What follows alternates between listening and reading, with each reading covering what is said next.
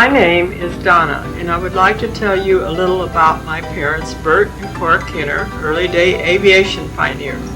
Bert and Cora met in Minnesota and married in 1910.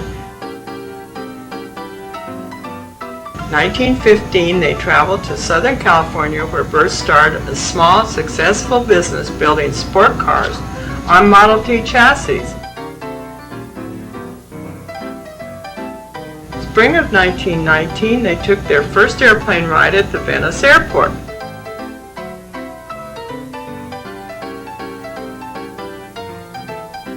Bert was smitten with the aviation bug and decided to build an airplane. He built the K-1 and taught himself to fly on a farmer's field in South Los Angeles. Cora covered the K-1 as well as most of the planes Bert built in the 20s and 30s. She also ran the business when it was necessary. Bert then formed the Kinner Airplane and Motor Corporation and leased 250 acres at Tweedy and Long Beach Boulevard for an airport where he built Kinner Airsters, of which Amelia Earhart purchased one after she sold. She called it the Kinner Canary. Bert designed a 3-cylinder engine, and it was not successful because it threw a lot of oil. He later designed the 5-cylinder radial engine that is still in use today. The Kinner factory at Glendale, California. Donna, Amelia Earhart, and Bert Kinner on September 28th after her successful flight across the Atlantic.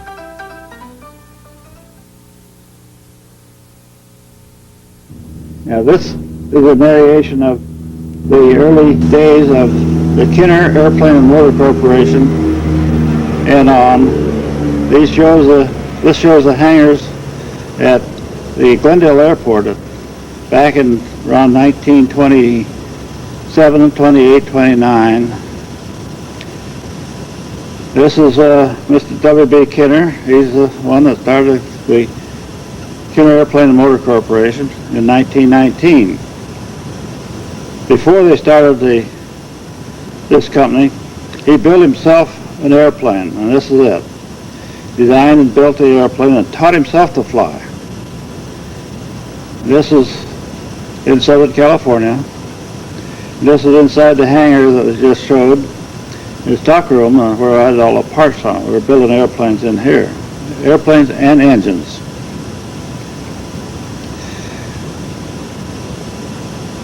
We had quite a little staff going on that time, back in the late 20s. We're building the little Kinner biplane. The original airplane had a 3-cylinder radial engine with 60 horsepower. The airplane was built out of plywood, plywood fuselages, plywood spars, and wood ribs, and fabric covered. There's some of the workers working on the wing. Wasn't it one of these that Amelia Earhart bought? No, this is a later model.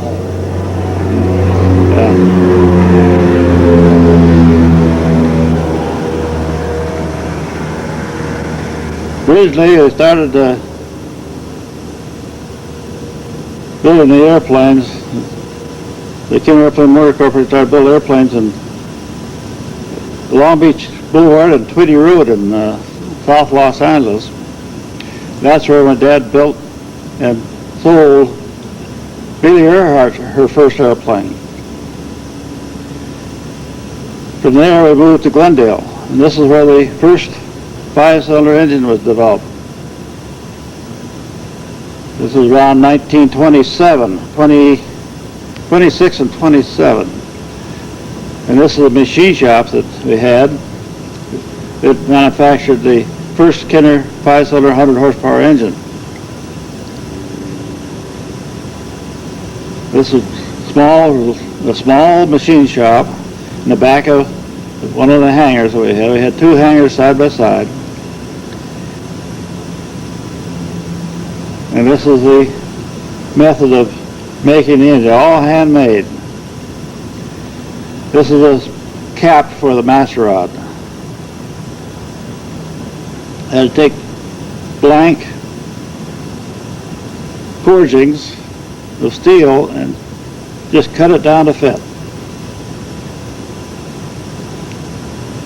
This is one of the machinists working on a connecting rod. Fellow by the name of Walt Hanks.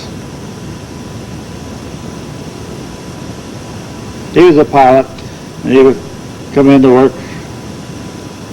He liked to hang around an airport to fly on Saturdays and Sundays and work at the machine shop during the week.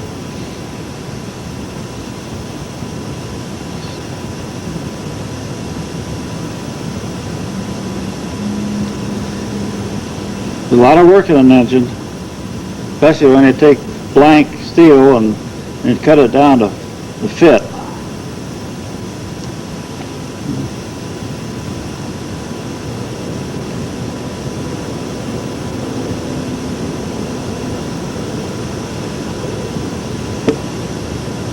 Even the connecting rods were a solid piece of steel that were turned down, and the length of that connecting rod was lightened up by a hole that went the full length of it. And this is the connecting. And this is the master rod with the articulating rods. That's the way it is when it's all finished.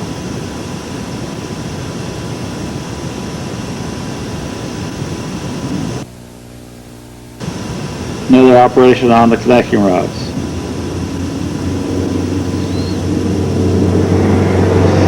This is a camshaft.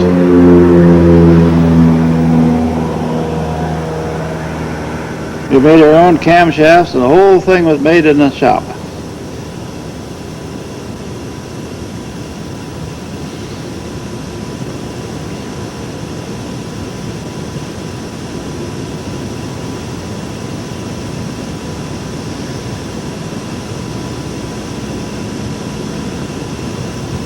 Did most of them by hand, and they were smoothed off. Another shot of connecting rods. This is a sleeve that goes inside the cylinder. That's where your piston went up and down in there. The cylinder itself was a complete aluminum casting.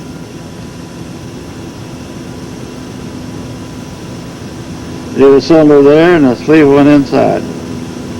Put that in the oven, warm it up to expand, and then just drop the sleeve in it.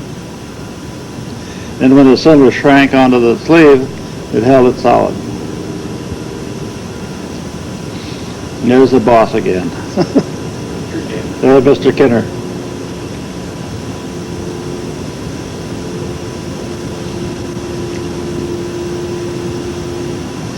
This is the intake manifold. This bolted on the rear end of the crankcase.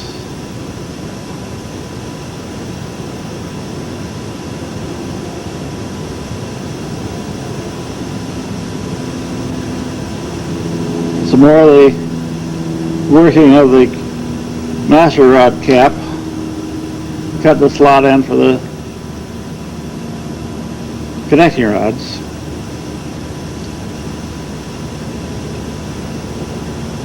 There's the aluminum castings from the crankcases. At this time, we had quite a production line going.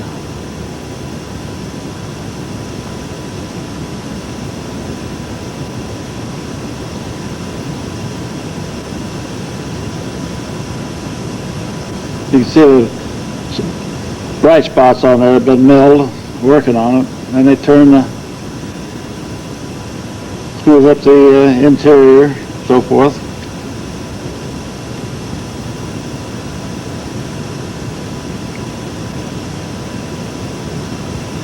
I think this is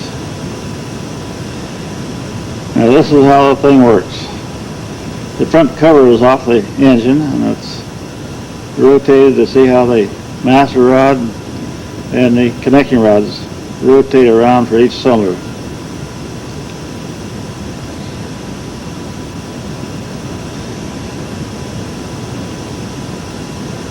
This is the delivery of parts.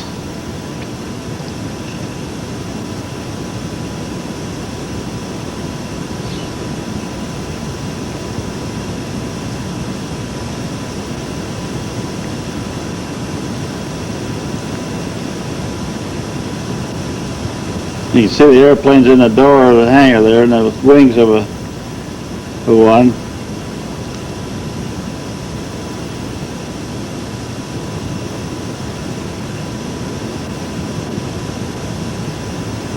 A little Kinner logo up on the hangar, and one on the side of the fuselage.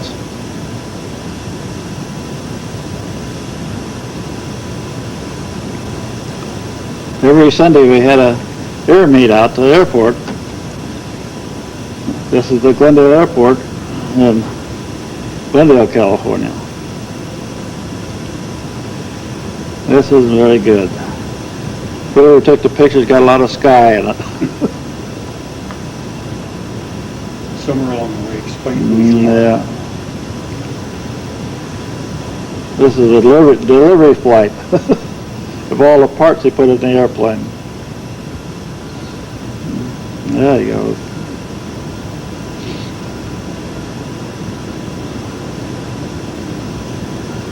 That airplane was built with a 60 horsepower engine in it, and we got 100 horsepower in a 5-cylinder engine, and it just climbed like a homesick angel. Well, it really go up. Short takeoff. Didn't go very fast, but about 110, 115. In those days, it was pretty good speed for the airplanes they had.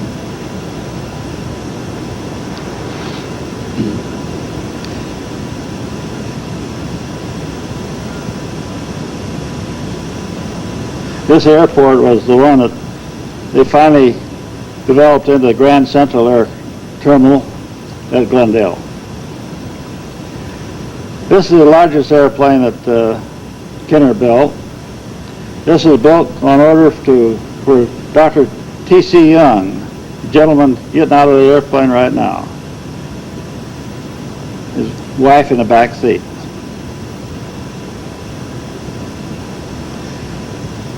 This started out with a radial engine, and finally put a 250 horsepower pistol engine in it.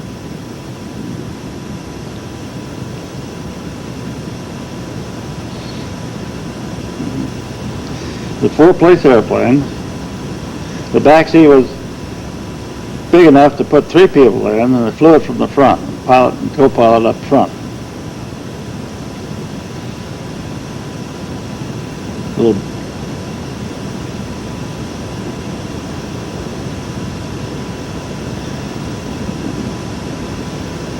in those days you didn't have starters, you had to hand crank them.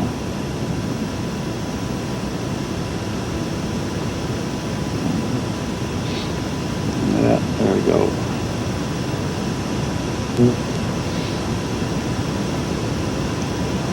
This is the part of the Glendale Airport. Just a dirt strip.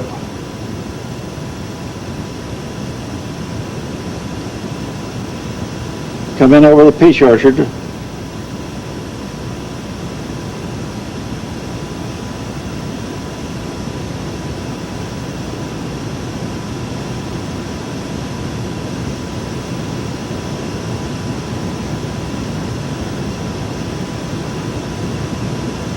Kinner coming home for lunch. He liked to talk about going home for lunch flying them.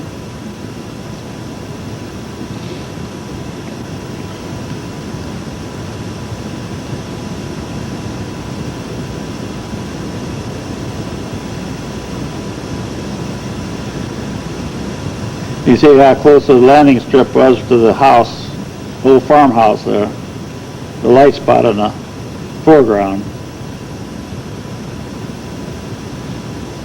We got the benefit of all the dust kicked up by the airplanes when they come around. Pointed their tails to us and give it the gun and turned to take off. You notice the dust flying here.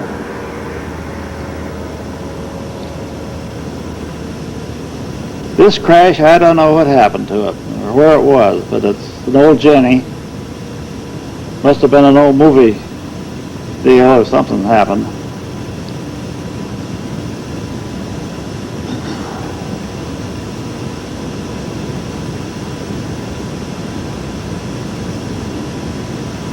Trying to get the injured pilot out of there.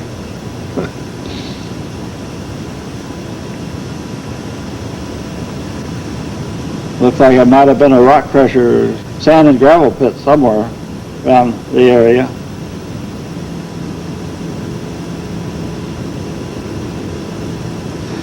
A lot of these old Jennies of World War I, they'd stall them out and they'd spin in, and that's what would be the aftermath on them. A lot of guys were hurt doing this.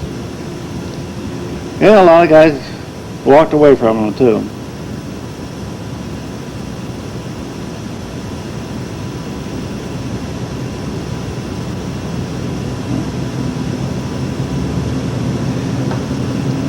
And this picture, it shows the Bach trimotor that was built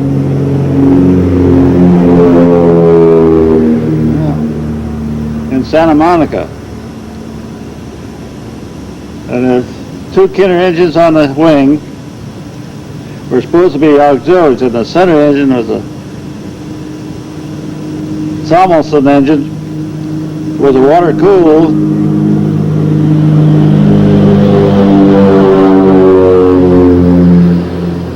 And while the watermen took the water jackets off and brazed fins on it.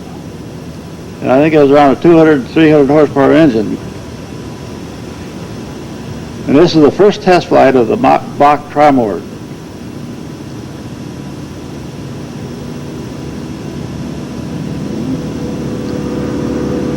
This is at Colorado Springs with the Alexander Eagle Rock.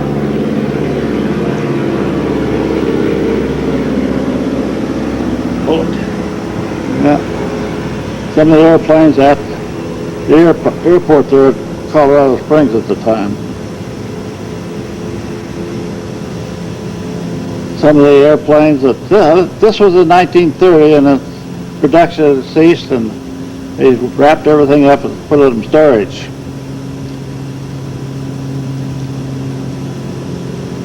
You see a lot of airplanes that were probably never finished.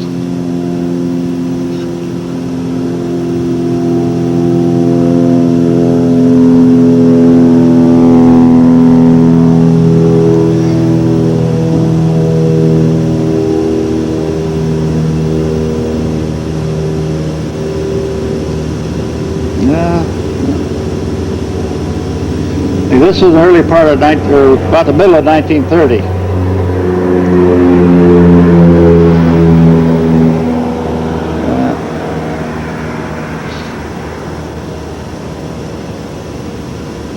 A lot of airplanes there.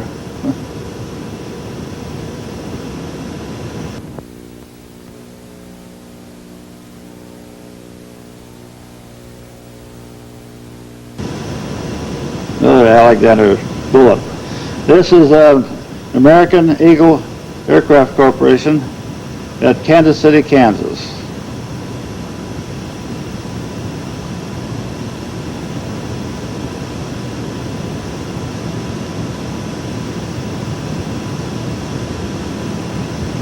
The interior of the factory. They were still building the airplanes in the 1930s here.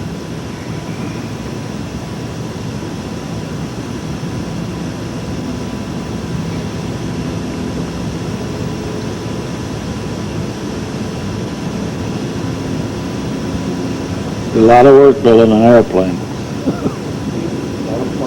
Yeah.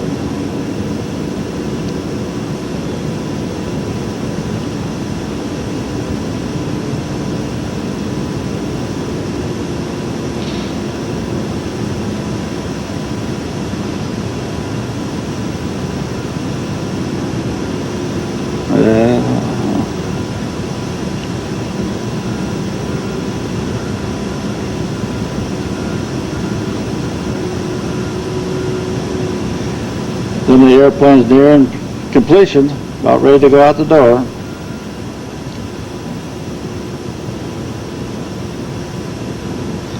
Most of these airplanes had the 100 horsepower Kinner 5-cylinder radial engine.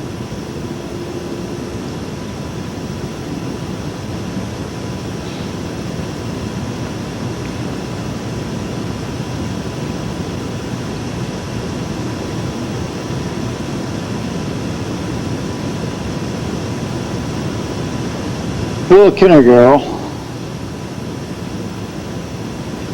This is the airport at Glendale later on in the 30s, where they made it from Glendale Airport to Grand Central Air Terminal. This is during the construction and testing of the Kinner engines that was being built at that time. They install an engine in an airplane and take it up and test fly it. Run it day and night, in fact. Was that your uncle? Yeah, the fellow that got out of the airplane was Bob Starkey, and this is my uncle, Lee Bressy, Mrs. Kinner's brother. They had several pilots that flew these engines, and they tried to wear them out, but they were good engines. They had the 100 horsepower, and they developed the 125 horsepower. The K engine was the first 100 horsepower. The B engine was 125. Then they built a C engine with 150 horsepower. Built another one at 5-cylinder radial with 160 horsepower. The 160 horsepower engine went into the PT-22 training airplane during the war, Orion. This is American Eagle airplane with one of the 100 horsepower engines in.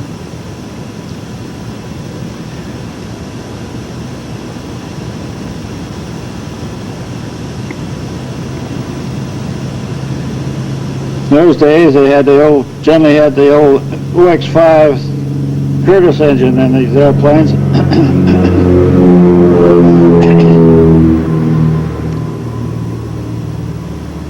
When they put the 5-cylinder engine in, it was much lighter than the Curtiss, and they had to put them out further in the nose, so they made a long nose on them.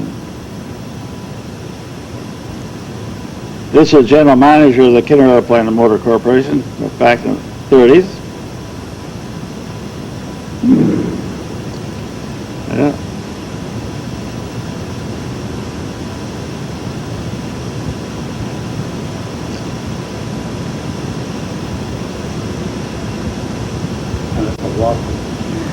Yeah, it either could be a Waco or American Eagle. I'm not positive.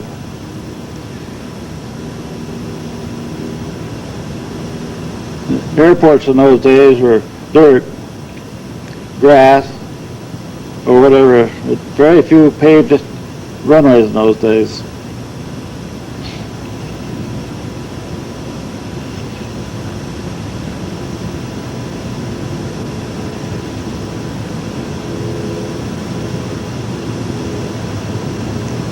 This is in Detroit, the Ford Airport, where the tri-motor Fords were built. The film split here, and it doesn't show up very well.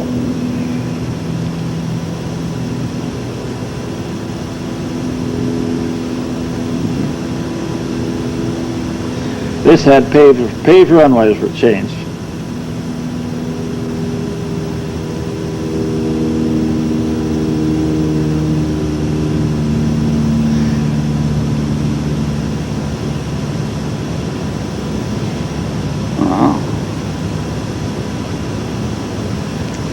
Little fleet biplane with the 100 horsepower Kinner engine. This little monocoupe with I think that's the Beely engine in it. I don't think that's a Kinner. Yeah, there is too a Kinner engine. This is one of the first fleets that come out. call that the bathtub fleet. Had this one cockpit open all the way from the front top of it to the back. A lot of Curtis Robins, made by the Curtis Company.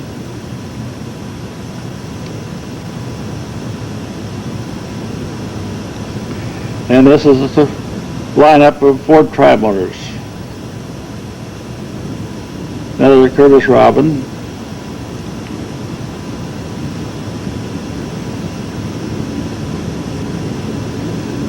Big air show at Detroit.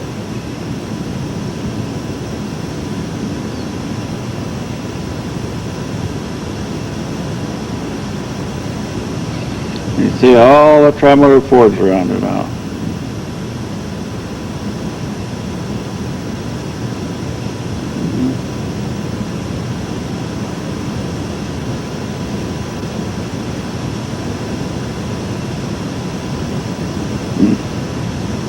That's your dad? Yes. There we are. Now they Fords with a lot of different airplanes too. This is Kinner.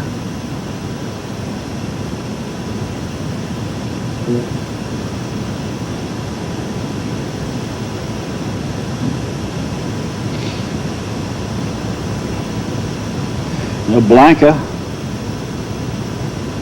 That's an old Stearman, one of the original ones.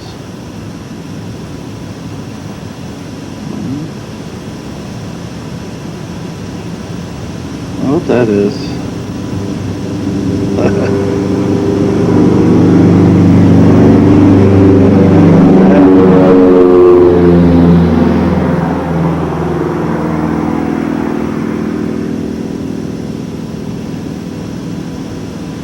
Alexander, no, this is a Mooney. Al Mooney designed and built this airplane, as well as designing the Alexander Eagle bullet. And this is the start of a transcontinental attempt.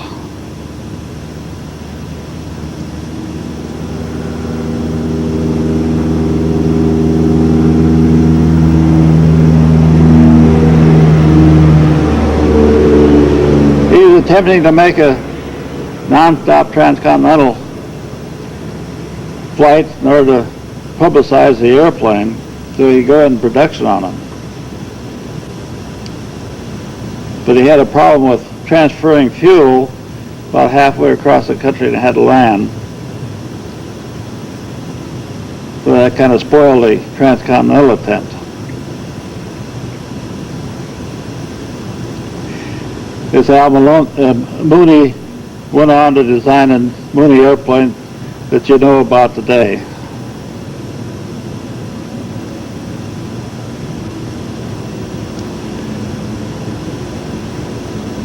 We were following him out of the Los Angeles area. He was about ready to go over the San Bernardino Mountains and head east.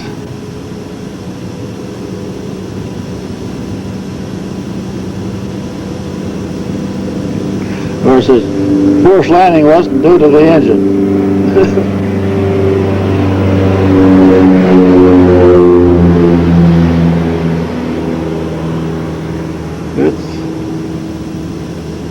This speaks for itself. That the Monasco EMSCO Aircraft Corporation had shut down, and the Kinner rented the place to build a security aircraft. 1933, and they designed and built the airplane in this building.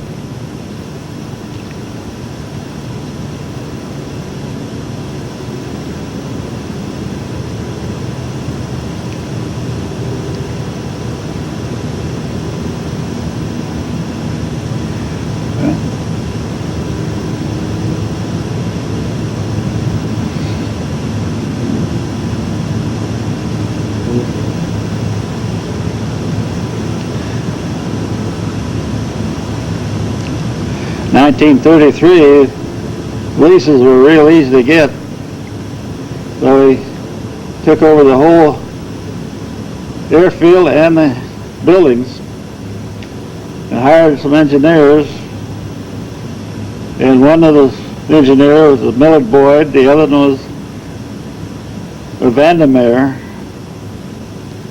And these two engineers went on from security to Ryan Aeronautical down in San Diego. And the two engineers developed the Ryan ST and the SC.